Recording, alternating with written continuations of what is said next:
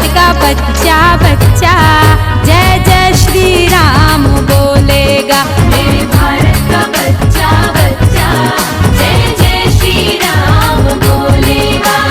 हर घर में अब एक ही नाम एक ही नारा गूंजेगा। जय जय श्री राम। मेरे भारत का बच्चा बच्चा